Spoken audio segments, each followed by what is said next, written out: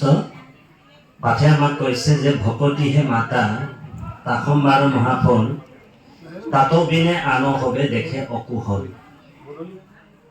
জুনু বোলা ব্ৰহ্মপ্ৰাপ্তি ফল কৰি কয় শুনিও ক মাতৃদেৱে ইহাৰ নিৰ্ণয় মুক্তি কোনো ভকতিৰ প্ৰাসংগিক মাত্ৰ ভকতি কৰন্তে মুকুতিৰ শুয়ে পাত যে ভকতি কৰিলে মুক্তিটো নিজে নিজে লাগি যায় এই কথাটো কৈছে দেৱহূতি মাতৃক কিন্তু তোমাৰ মতে যে ঈশ্বৰ প্ৰাপ্তি কৰাটো বা ভগৱন্তক লাভ কৰা একমাত্ৰ মাৰ্গ ভকতি বুলি জানিল এতিয়া সেইটোতো নিষ্কাম নহ'ল সকামে কৰিল গতিকে ইয়াৰ কথাটো মোক অকণমান ভালকৈ বুজাই দিবলৈ অনুৰোধ জনাইছে দেৱহূতি মাতৃ বাপাসকল তাৰমানে ভগৱন্তৰ ভক্তি কৰিলে মানে লাগিলে সেইজন কপটতেই কৰক ভকতি বৈদিকভাৱেই চিন্তা কৰক ভগৱান বা ভক্তিভাৱেই যদি চিন্তা কৰে যিকোনোভাৱে যেন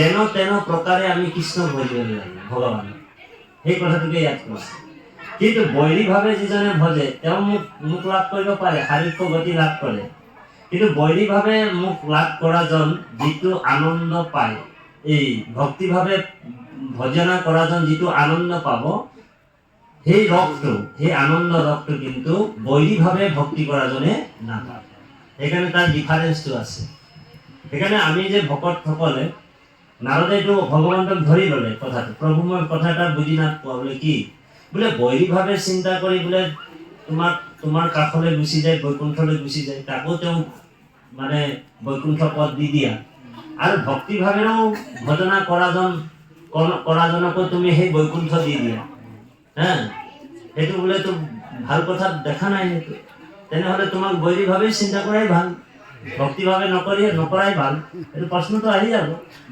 যেনেকৈ এটা কাহিনী আছে আন্ধাৰ নগৰী আন্ধা ৰাজা টাকা শেৰ টাকা পাও ভাজি তাৰমানে আন্ধাৰ নগৰী আন্ধা ৰাজা 1 টাকা মানে 1 টকাতে সব বস্তু পায় মানে 1 টাকাতে পাও ভাজি পায় মানে পুৰি ভাজিও পায় আর 1 টাকাত বলে কি পায় টাকা সের টাকা পাও ভাজি মানে 1 টাকাতে সব বস্তু পায় মানে তো এই কারণে আন্ধার নগরী আন্ধার এনেকা তো কি বলে তোমার ভক্তিটো তো তেনেকাই হইছে কথাটো তুমি বলে বৈদিকভাৱে চিন্তা কৰাজনকো একেই গতি দিয়া আৰ ভক্তিভাৱে ভক্তি কৰাজনকো তুমি সেই বৈকুণ্ঠলৈ লৈ যোৱা তো এইটোতো আন্ধাৰ নগৰী আন্ধা ৰাজা টাকা সেট আৰ টাকা পাও ভাজি এনেকুৱা হল কথাটো তাৰমানে এটা কাহিনী আছে কাহিনীটো মই কৈ থৈ যাম তাৰমানে এটা জায়গাত ৰজা এজন আছিল ৰাজ্য এটা দেশ এটা দেশৰ ৰাজা তেওঁ মানে সেই গাঁও মানে ৰাজ্যখনত মানে সব বস্তু এটকাতে পায় নেই পুৰি ভাজিও এটকা যি বস্তু লয় এটকাতে পায় সব বস্তু আৰু তাত ৰজাজন মানে আন্ধা ৰজা যিজনক শাস্তি দিব লাগে সেইজনক নিদি যিজনক শাস্তি নিদিব লাগে সেইজনক দি দিয়ে ও হৰি ও ৰাম গুৰু চেলা দুজন আছিলে গুৰু চেলাই মানে গোটেই গাঁৱে গাঁৱে ঘূৰি ফুৰে গুৰুটো ঘূৰি ফুৰে চেলাটোক লৈ সব জেগাত যায় যেতিয়াই তেওঁলোকৰ সেই ৰাজ্যটোলৈ গ'ল তাততো সব বস্তু এটকাই বিক্ৰী কৰে তাত আপুনি খজুৰ খাওক লাগিলে আপোনাৰ পাও ভাজি খাওক লাগিলে যি এটকাহে দিব লাগে এটকা দি দিয়া ধুমধাম খাই পেট ভৰাই ইয়াত বোলে যি বস্তু লোৱা তাতে এটকা তো ইয়াতে বোলে ভাল বস্তু পায় তেতিয়াহ'লে এই ৰাজ্যটোতে আমি দুইজনে থাকিম বুলি ধুমধাম খোৱাত ভাল আছিলে চেলা আৰু গুৰু ধুমধাম হেতুতে তেওঁলোকে খুব মানে খাই থাকে দেই খাই দুইজন মানে তাগৰা হৈ গ'ল তাৰ পৰা যাবই বিচৰা নাই এই ৰাজ্যটোলৈ যাবই বিচৰা নাই শকত মস্ত হৈ গ'ল তো এদিন কি হ'ল তাত মানে ৰাজ্যটোত এদিন মানে চোৰ এটাই চুৰ কৰিবলৈ গৈছিল ঘৰ এটাত সোমাইছিল ঘৰটোত কি কৰিলে ঘৰটো মানে বহুত দিনৰ পুৰণা ঘৰ আছিলে ঘৰটোত চুৰ কৰিবলৈ খুৰুং যেতিয়া বনাইছিলে মানে তেওঁ খুৰুং খান্দোতে মানে চুৰ কৰিবলৈ গ'ল তাৰ চুৰ কৰিবলৈ যাওঁতে গোটেই ঘৰটো বেৰটো মানে তাৰ ভৰিত পৰি বেৰ মানে ভৰিটো ভাঙি যোৱাৰ পিছত কি হ'ল এতিয়া ৰজাই ক'লে যে চুৰটোক ধৰি আনিব নালাগে কাৰণ আন্ধা ৰজা বোলে চুৰটোক ধৰি আনিব লাগে যোনে ঘৰটো বনাইছিলে সেইজনক ধৰি আনিবলৈ তাক ফাঁচি দিব লাগিব বোলে যোনে ঘৰটো বনাইছিলে তাক ফাঁচি দিব লাগিব তাক ধৰি লৈ আনিলে বহুত দিনৰ পুৰণা শিল্পী আছিলে, তেওঁ ঘৰ বনাইছিলে, তেওঁ মানে বুঢ়াও হৈছিলে, ক্ষীণমিন হ'ল, তাক ফাঁচীত ওলমাই দিয়া ভাল দেই। তাক ফাঁচী অৰ্ডাৰ হৈ গ'ল। এনেকুৱা সাধাৰণ মানে অৰ্ডাৰ নহয়, ফাঁচীৰ অৰ্ডাৰ আহিব। ৰজাই কৈছে ইয়াক ফাঁচী দি দে। কিয় ইমান মানে দুৰ্বল ঘৰ বনাব? সি চুৰ কৰিবলৈ গৈছিলে, তাৰ ভৰিটো ভাঙি গ'ল, বুজি পাইছে নে? কিয় দুৰ্বল ঘৰ বনাব বুলি তাক ফাঁচী দি দিয়া হ'ল। তো বহুত দিনৰ পিছত মানুহজনক বিচাৰি উলিয়ালে যে এইজন মানুহে বনাইছিল। মানুহজন খিনাই মিলাই বুঢ়া হ'ল। তাৰপিছত ফাঁচীৰ ঠাণ্ডাটো মানে নবহে। তাৰপিছত ৰজাজনে কৈছে এইজনক বোলে ফাঁচী দিব নালাগে, কোনোবা শকত মস্ত মানুহ যদি আছে ধৰি লৈ আন, তাক ফাঁচি দিয়া হওক। আন্ধাৰ নগৰী আন্ধাৰ ৰাজা, ৰজাজনো আন্ধা, ডিচিশ্যন ভালকে ল'ব নোৱাৰে। তাৰপিছত সব মানে সৈন্য সামন্ত বিলাক বিচাৰি দেখিলে যে এই গুৰু আৰু চেলা দুজনক, চেলাজন শকত অলপ, তেওঁক ধৰি লৈ আনিলে নহয়। এইজনৰ বোলে গালি মানে ডিঙিটোত ফাঁচিটো মানে ঠাণ্ডাটো ভালকে বহিব বুলি তাক আনি বহাই দিলে। তাৰপিছত সিহঁতৰ চিন্তা হৈ গ'ল, ইমান দিন আমিতো 1 টকা ধুনীয়াকে খালো ৰাজ্যত, তেতিয়াতো মই বোলে গুৰু আপোনাৰ কাৰণে বোলে এতিয়া ফাঁচিত মোক ওলমিব লাগিব। তাৰপিছত তেওঁলোকে কি কৰিব এতিয়া? তেওঁকতো ডিঙিত ফাঁচি দিব লৈছে ৰজাজনে, ইয়াকে ফাঁচি দি দিয়া বুলি অৰ্ডাৰো দি দিলে। ইয়াৰ জেগাত মানে ইয়াক দি দিব লাগে, কাৰণ ফাঁচিৰ মানে সেইটো ৰছীটো ভালকে তাত ডিঙিটোত নবহিলে, ইয়াৰ ওচৰত বহি গ'ল, ফিটিং হৈ গ'ল, ইয়াক দি দিয়াটো ভাল। তাৰপিছত তাক দিব লওঁতে কি কৰিলে বুজিছেনে প্ৰভু? এতিয়া গুৰুটোৱে কৈছে, গুৰুটোৰ ওচৰত চেলাটোৱে কৈছে, প্ৰভু আপোনাৰ বাহিৰেতো কোনো মোক বচাব নোৱাৰে, আপুনি এটা উপায় হেৰি কৰক। তেতিয়া ই কৈছে মনে মনে কাণটোত গৈ কিনে চেলাটোক যে এটা কথা, যে আন্ধাৰ নগৰী আন্ধাৰ ৰাজা, ইয়াত এটা কাম কৰিব লাগিব। ফাঁচি যেতিয়া তোমাক দিবৰ সময়তে দুইজনে অকণমান তৰ্কাতৰ্কি লাগিব। মই কম বোলে মোক ফাঁচিটো দে, তই কবি মোক ফাঁচিটো দে, এনেকুৱা দুইজনে কাজিয়া লাগিব। আৰু কাজিয়া লাগিলে দুইজনৰ ভিতৰত তো বাকী ব্যৱস্থাটো আছে, মই বুদ্ধি মই ফান্দি লাগিছোঁ। তেতিয়া কি কৰিলে, দুইজনে মানে কাজিয়া লাগি গ'ল। তাৰমানে ই কৈছে যে বোলে মোৰ এই চেলাটোক দিব নালাগে, মোক ফাঁচি দিয়ক। ই কৈছে মোক ফাঁচি দিয়ক। তেতিয়া ৰজাজনে কৈছে বোলে তোমালোকৰ দুয়ো বোলে ফাঁচিৰ কাৰণে বোলে কিয় ইমান কাজিয়া লাগিছা? তোমালোক বোলে মৰিবৰ কাৰণে ইমান কিয় হেৰি কৰিছা দুইজনৰ ভিতৰত? তেতিয়া ৰজাজনে যেতিয়া ক'লে, তেতিয়া গুৰুটোৱে কৈছে আজিৰ দিনটোত যোনে ফাঁচি লয় সেইজন 61 ৰজা হয় বুলি কৈছে। আজিৰ দিনটোত বোলে যদি কোনোবা ফাঁচি লৈ মৰিব পাৰে তেনেহ'লে 61 ৰজা হয় বুলি কৈছে। ৰজাই ভাবিলে এইটোতো মোৰ সোণালী হৈ যাব, তেওঁলোকৰ পৰা ৰচিটো লৈ হৰি নিজে ফাঁচি লয়। তো আন্ধাৰ নগৰী আন্ধাৰ ৰাজা, টাকা শেৰ মে টাকা পাও ভাজি। তো এই গতিকে ভগৱন্তই কৰ্তুম অকৰ্তুম, তাৰমানে ভগৱন্তৰ ভক্তিটো কোনে লাভ কৰিব পাৰে বেছিকে? যিসকলে ভগৱন্তক ভক্তি ভাৱেৰে ভজে, সেইসকলে আনন্দৰ ৰসটো ল'ব পাৰে। সেইকাৰণে বাপাইসকল ইয়াতে বৰ সুন্দৰ দৰ্শনত কৈছে যে ভকতিহে মাতা তাসম্বাৰ মহাফল, তাতো বিনে আন হবে দেখে অকুহল। ভকতিয়ে মূল বস্তু দেখি সকলো অকুহল, মানে বাকীবিলাক চব অকুহল বুলি ভাবি ভকতিটো মন দি, ভকতিতে তন দি, ভকতিকে প্ৰেম কৰি ভকতিৰ ক্ষেত্ৰতে ভকতসকলে আগবাঢ়ি যায়। যোনো বোলা ব্ৰহ্মপ্ৰাপ্তি ফল কৰি কয়, শুনিও মাতৃ তেবে ইহাৰ নিৰ্ণয়। মুক্তি কোনো ভকতিৰ প্ৰাসংগিক মাত্ৰ, মুক্তিটো মাত্ৰ ভকতিৰ প্ৰাসংগিক বস্তু। ভকতি কৰিলে মানে মুক্তি নিজে নিজে আহিয়ে যাব। যেনেকে জ্ঞানে গতি কহৈ বেদ শুনাতাৰত পৰিচ্ছেদ, আছয় জ্ঞান ভকতিৰ মাজে। ভকতি কৰন্তে আপুনি উপজে জ্ঞান, যুগ চিন্তি মৰে মিছা কাজে। সেইকাৰণে জ্ঞানটোৰ কথাটো আমাৰ গুৰুজনাই কৈছে, ভাগৱততো আছে, উদ্ধৱক কৃষ্ণই কৈছে যে জ্ঞানতো তুমি জোৰ বেছি দিব নালাগে। অনেক্ষৰিক গোপীসকলো দেখোন কৃষ্ণৰ ভক্তি কৰি তেওঁলোকেও পৰম ধামলৈ গতি কৰিছে। সেইকাৰণে বহুত শাস্ত্ৰজ্ঞ বেদজ্ঞ হ'ব নালাগে। গুৰুজনাই নিজে কলমত লিখিছে, নলাগে ভক্তিত দেৱ নিজ লিখি শুইবে, হয় নে বাৰু? নলাগে সমৃদ্ধ বিস্তৰ শাস্ত্ৰ জানিবে, তপ জপ যজ্ঞ হবে বিড়ম্বন, কেৱলে ভক্তিত তুষ্ট কুন্ত নাৰায়ণ। আচল বস্তু হৈছে প্ৰেম ভক্তি। সেই প্ৰেম ভক্তিটোৰ কথাটো গোপীসকলক কৈছে উদ্ধৱক ভগৱানে কৈছে, হে প্ৰেম ভকতিৰ চিহ্ন শুনি উদ্ধৱ, হৰি হৰি বোলন্তে লুতক যাৰ শ্ৰৱে। অমূৰ কথা শুনন্তে হৰিৰ ৰোমাঞ্চিত, জানা তার পরম পবিত্র ভৈলা শীত হয়নে প্রেমে দ্রবৈশিত ইয়াতি গদ গদ বাণী কতু হাঁখৈ কতু কান্দৈ মুক প্রিয় মানি এরাম লাজ এরি গাও গীত নাচয় আনন্দত জগত পবিত্র করে হেহি হে ভকতে মুক লাগি যার মনে প্রেম উপজিলা মেরু তার হৃদয় কহকি হরৈখন বান্ধিলে ক প্রেম জড়ি মুহুর পাৱত এজন মোৰ প্ৰেম জড়িটো বান্ধি দিয়ে সেইকাৰণে উদ্ধৱক কৈছে হে উদ্ধৱ বাক গদগদা দৰ্বতে সচিতম হৃদত্তে ভীষণম হাসিত্য কচিচ্চ বিলয় যে উদ্গাৱতে নিত্যতস্য মদ ভক্ত যুক্ত ভুৱনম পুনঃ মোৰ ভকত কেতিয়াবা মোৰ নাম লৈ বাগৰি যায় কেতিয়াবা নিজে নিজে কান্দিব আমাৰ আইসকলে কেতিয়াবা গুৰু সেৱা কৰিবলৈ গ'লে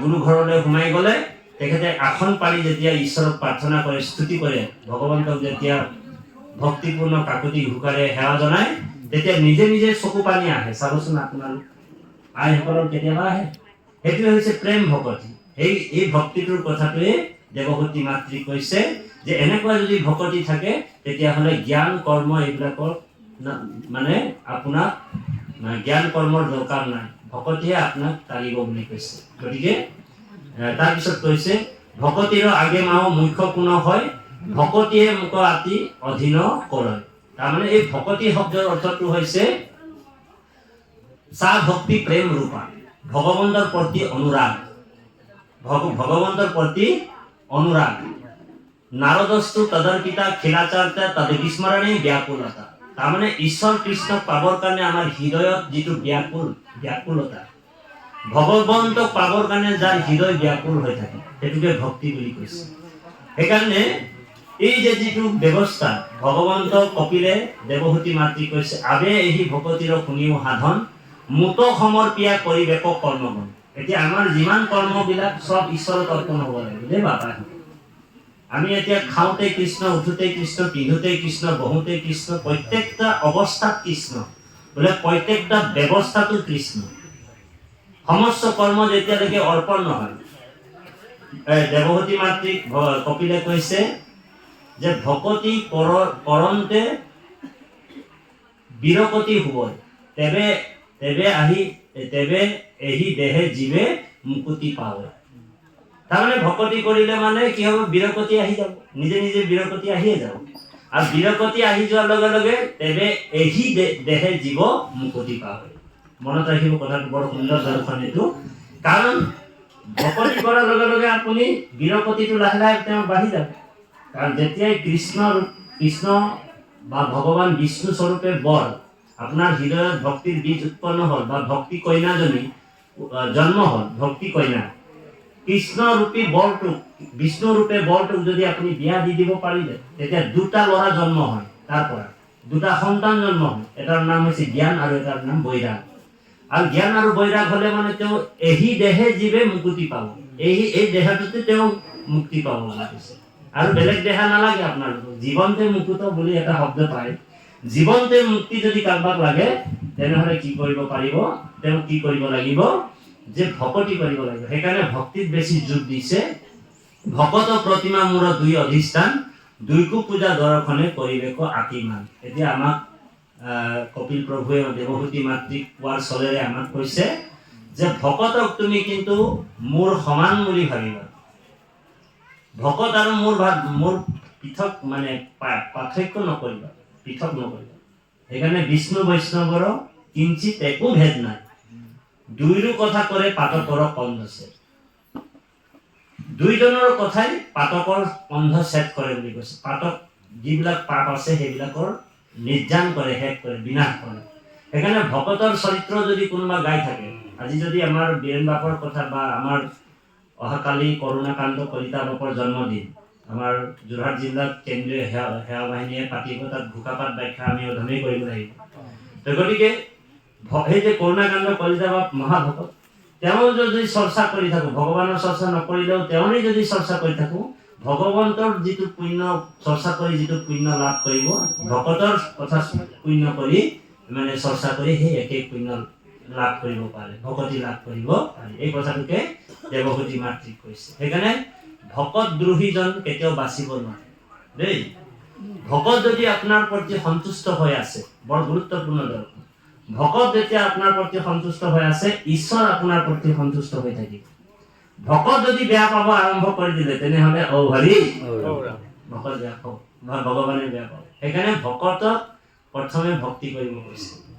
ভকত এইকাৰণে কৈছে ইয়াতে, ভকত প্ৰতিমা মোৰ দুই অধিষ্ঠান, দুইকো পূজা দৰ্শনে কৰিবেক আতিমান, সমস্তে ভূততে মোক দেখিবক মনে, বিৰকত ভূয়া সংগ এৰিবে যতনে। এতিয়া আমি যিবিলাক আমাৰ সংসাৰী মানুহ আছে, যি ভোগ বিলাসতে ডুব গৈ থাকে, সেই মানুহবিলাকক সংটো ভকতে নলয়। কিয় নলয়? কাৰণ বিষয়ী মানুহ ভকতিৰ গোন্ধকে নাপায় বুলি কৈছে। ঔ হৰি পায়নে? নাপায়। সেই বিষয়ী সংটো কিয় ল'ম? আমি নলওঁ। সেইকাৰণে ভকতৰ সংটোৱে লোৱাটোৱে ভাল। আমি সেইকাৰণে ভকতৰ সংটো লৈ ভকতি কৰিব লাগে। সেইকাৰণে ভকতৰ সংটো ল'বলৈ হ'লে খেদিগুৰি য'তৰ পৰা আহিছে, আইসকলে বহুত দূৰৰ পৰা আহিছে, বেটেৰী ৰিক্সাত আহিছে, খোজকাঢ়ি আহিছে। কাৰণ বিষয়ী সং, যিমানে বিষয়ী সংটো ল'ব, সেই সংগৰ নিচিনাকৈ আপোনাৰ আচৰণ, ব্যৱহাৰ, কথা মাত কথা হ'ব। সেইকাৰণে বিষয়ী সংটো আমি ত্যাগ কৰিব কৈছে। দেৱভূতি মাতৃ কৈছে, মা তুমি যদি জীয়া মানুহৰ নিচিনা থাকিবলৈ যত্ন কৰিবা, তেনেহলে তুমি মৰা মানুহৰ সংবিলাক ত্যাগ কৰিব লাগিব। এই যে মৰা মানুহবিলাকৰ সংবিলাক কোনবিলাক? যিবিলাক মানুহ অকল ধৰি লওক পুত্ৰ পৰিবাৰ, ধন জন, অকল জীৱন যৌৱন কেনেকে, এইবিলাকত যিবিলাক ধান্দা কৰি থাকে, হয়নে বাৰু? সেইসকল বিষয়ী মানুহ, যি তোমাৰ ভকতৰ সংগ নলয়, যি তোমাৰ হৰি কথা ঈশ্বৰৰ কথা নুশুনে, সেইসকল বিষয়ী মানুহ, সেইসকলৰ সংগ তুমি নকৰিবা। সেইকাৰণে আমাৰ সম্বন্ধটো সদায় আমাৰ পৰিয়াল, আমাৰ কোনসকল, এই প্ৰাথমিকৰ সেইটো আমাৰ পৰিয়াল, দেহ নাপায়। আঞ্চলিকখন আমাৰ পৰিয়াল, বুজি পাইছেনে? কিন্তু কিছুমান মানুহে আঞ্চলিকখনক বা প্ৰাথমিকখনক পৰিয়াল ভাবেৰে নাচায়। মানে এনেই সমাজত সোমাই থাকে আৰু অৰিহণাটো দিব লাগে। আমাৰ দাদাইদেউ ঢুকালে, পিতৃ ঢুকালে, মাতৃ ঢুকালে, বিয়োগ হ'ল, ভকত লাগে, সমাজ লাগে বুলি যেনে তেনে অৰিহণাটো দি থাকে আৰু সমাজত থাকে। সেইটো নহয় উদ্দেশ্যটো, সেইটো নহয় জানো? উদ্দেশ্যটো কোনটো আমাৰ? যে আমি ভকতৰ সংটো লৈ কেনেকে ঈশ্বৰমুখী হয়, আমাৰ ল'ৰা ছোৱালীবিলাকক সংস্কাৰ কৰি আমি যাতে ঈশ্বৰমুখী হয়, এই ভৱ সংসাৰৰ পৰা অপ্ৰয়াসে গতি লাভ কৰিব পাৰোঁ, এইটোৱে আমাৰ উদ্দেশ্য। সেইকাৰণে আমি সমাজত একেলগে আমি আছো, মানে বাৰু আমি একত্ৰিত হৈ আছো। কিন্তু আমাৰ সেইটো নহয় দলিয়াই ফৰ্মুটি মাৰি সংগী সংখ্যা বঢ়াবৰ কাৰণে কিছুমানে থাকে, আকৌ কমি গ'লেও মানে এতিয়া দিগদাৰী হয় বুলি সভাপতি সম্পাদক উপায় নাই, অৰিহণাটো ল'বও যাব লাগিব। তো এনেকুৱা ধৰণৰ যদি ব্যৱস্থাৰে আমি যদি অনুষ্ঠানত থাকোঁ, তেনেহ'লে থাকা নাথাকাই ভাল। গতিকে বাপাইসকল, এই কথাটো ইয়াত কৈছে, সমান মৈত্ৰীয় উত্তমত শতকাৰ, দৰিদ্ৰত দয়া কৰিবেক বাৰম্বাৰ, গীতা ভাগৱত শাস্ত্ৰ কৰিবে শ্ৰৱণ, সাধু সংগে মনৰ নাম কৰিবে ঠিক। এতিয়া আমি প্ৰাণীক শতকাৰ কৰিব কৈছোঁ, উপকাৰ কৰিব কৈছোঁ। আজি আপোনালোকৰ ঘৰত হাজিৰা কাম কৰিবলৈ এজন মানুহ গ'ল যেনিবা, তেওঁ দিনৰ দিনটো হাজিৰা কৰি গধূলি মূৰত আপুনি 300 টকা তেওঁক অৰ্পণ কৰে, পইচা দিয়ে নে? দিয়ে। তেওঁৰ আজি সেই 300 টকা লৈ তেওঁৰ পৰিবাৰটো চলে। আকৌ আপুনি যদি সেই 300 টকাৰ ভিতৰত 50 টকা এটা যদি কমাই দিয়ে, তেনেহ'লে এইটো প্ৰাণী শতকাৰ বা উপকাৰ হ'বনে? প্ৰাণী উপকাৰটো শতকাৰটো কেনেকে হ'ব? যদি আপুনি তাত 350 টকা এটা যদি যোগ কৰিব পাৰে, হয়নে বাৰু? কাৰণ ভূত দয়া কৰিব কৈছে। যদি আপোনাৰ ওচৰত অলপ ধন সম্পত্তি আছে, তেওঁ মজুৰিটো বোলে 300 টকা, আপুনি 50 টকা এটা দি কিন্তু তেওঁক উপকাৰ কৰি দিলে, তেওঁৰ যিটো আনন্দ পাব, যিটো আশীৰ্বাদ দিব, সেইটোৱে আচল আশীৰ্বাদ। সেইকাৰণে ভূত দয়া কৰিব কৈছে। দয়ায়া সৰ্বে ভূতেষু, দয়ায়া সৰ্বে ভূতেষু সন্তুষ্টি এন কেনবা। জীৱৰ দয়াই হৈছে বিষ্ণুৰ সেৱা। আৰু আমাৰ জীৱনত সন্তুষ্টি হৈ থাকিব লাগিব। আইসকলকো কৈছোঁ দেই, সদায় আমাৰ মানুহবিলাকে অভাৱৰ অভিযোগটো বেছিকৈ দিয়ে। আজি সেইটো নাই, কালি সেইটো নাই, আমাৰ সেইটো হ'ব লাগিছিলে, কালি হৌটো হ'ব লাগিছিলে। এই অভাৱ অভিযোগ, এই অভাৱ অভিযোগৰ পৰা মানুহ ভগৱানে বেয়া পায়। যে এই প্ৰাণীটো, সেই জীৱটোক মই পঠিয়াইছোঁ, সদায় তেওঁৰ বোলে অভাৱ অভিযোগটো মই কিমান লিষ্ট কৰি ৰাখিম, সদায় অভাৱ অভিযোগ। এই অভাৱ অভিযোগবিলাক আমি ক'ব নালাগে কাক। আমাৰ ঘৰৰ কাষৰ মানুহটোও গম পাব নালাগে আমাৰ ঘৰত চাউল আছে নে নাই। বুজি পাইছেনে কথা? সদায় সন্তুষ্টি হৈ থাকিব। কিন্তু জীৱই কিন্তু সন্তুষ্টি লাভ কৰিব নোৱাৰে, এতিয়াও সন্তুষ্টি নাই। হয়নে বাৰু? আমি এতিয়াও সন্তুষ্টি নাথাকোঁ। আজি যদি চাইকেলখন আছে, কালি বাইকটোৰ কথা সদায় চিন্তা কৰি থাকে। যিটো আছে সেইটোতে আপুনি চলি থাকিব। ভগৱন্তে নিমখ ভাতে দিছে প্ৰভু, আজি আপুনি নিমখ ভাত যোগাৰ কৰি দিছে যেতিয়া আমি নিমখ ভাতে চলিম। তো এনেকুৱা ধৰণৰ আমি ঈশ্বৰক অৰ্পণ কৰি যদি আমি সকলো বস্তুবিলাক যাব পাৰোঁ, সেইটোৱে হৈছে বীৰগতি। দেই বাপাইসকল, সেইকাৰণে ৰজা পৰীক্ষিতে কৈছে, গৃহ অন্ধকূপতে পৰিলো মই পাপ, কৃষ্ণৰ কৃপাতে পাইলো ঋষি হাত। গৃহ অন্ধকূপতে পৰি আছিলোঁ মই পাপ, কাৰণ মোৰ বুলি ভাবি আছিলোঁ। ধন মোৰ, জন মোৰ, টকা মোৰ, পুত্ৰ মোৰ, পৰিবাৰ মোৰ, চব মোৰ। গৃহ অন্ধকূপতে পৰিলো মই পাপ, কৃষ্ণৰ কৃপাতে পাইলো ঋষি হাত। জানন্ত বিফলে যায় ভিতৰ সন্ততি, সাপ দিয়াই উপজাইলা মোৰ বীৰকতি। আজি ঋষি হাতটো নাপালোহেঁতেন, তেতিয়া মোৰ জীৱনলৈ বীৰকতি নাহিল। হয়নে বাৰু? মোৰ বুলি ভাবি নাথাকিলো। মোৰ ধন, মোৰ মাটি, মোৰ বাৰী, মোৰ ল'ৰা, মোৰ ছোৱালী, অকল মোৰকে আমি মৰিছো নাই। আমাৰ ভাষাত এটা গালি আছে, গালি নহয় মানে মোৰ ভাষাত কৈছো যে বেয়া পাব নেকি?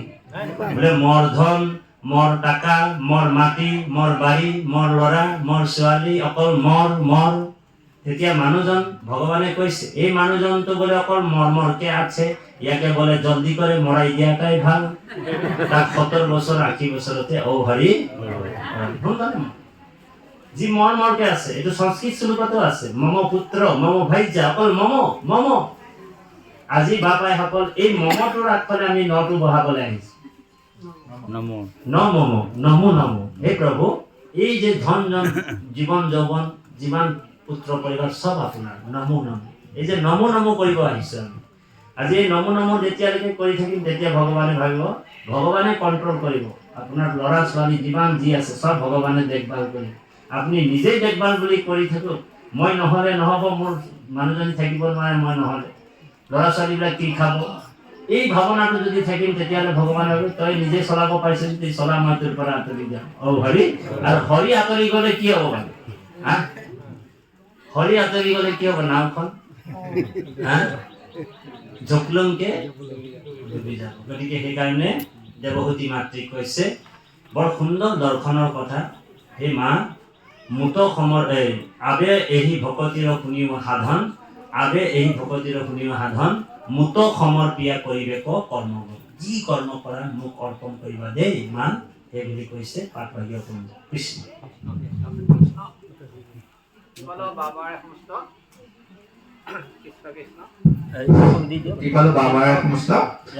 আমাৰ বলিৰ পৰা বাপজনাই পাঠ আৰম্ভ কৰিলে। তেখেতক অকমান শান্ত দেখিছো, তেখেতক অকমান হাজৰি কৰি দিবৰ কাৰণে আমাৰ বীৰেন শইকীয়া বাপজনা বনজনে হাত ধৰিছো। কৃষ্ণ।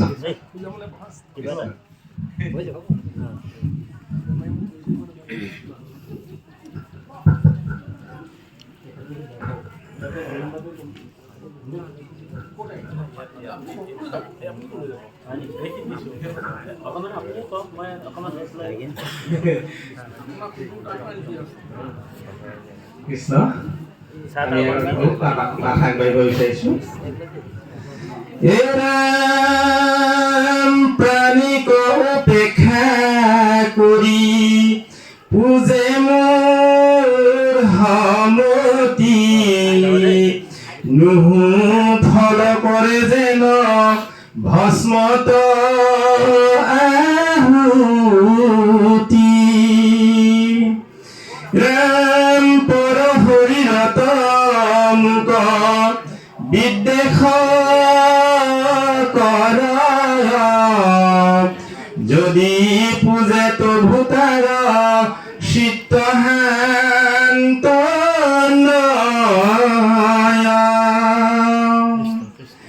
ৰাম ৰাম প্ৰাণীক নিন্দিয়া মোক যিজনে পূজা, মই তুষ্ট নহো জানা, মই তুষ্ট নহো জানিবা নিশ্চয়।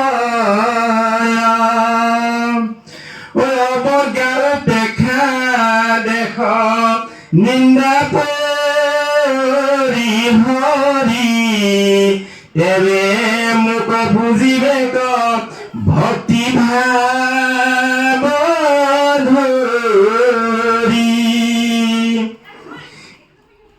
অন্যথা বুজিলে মোক ফলক নাপাই স্বৰূপ কৰিয়া মই কহিলো আই যিজনে আপোন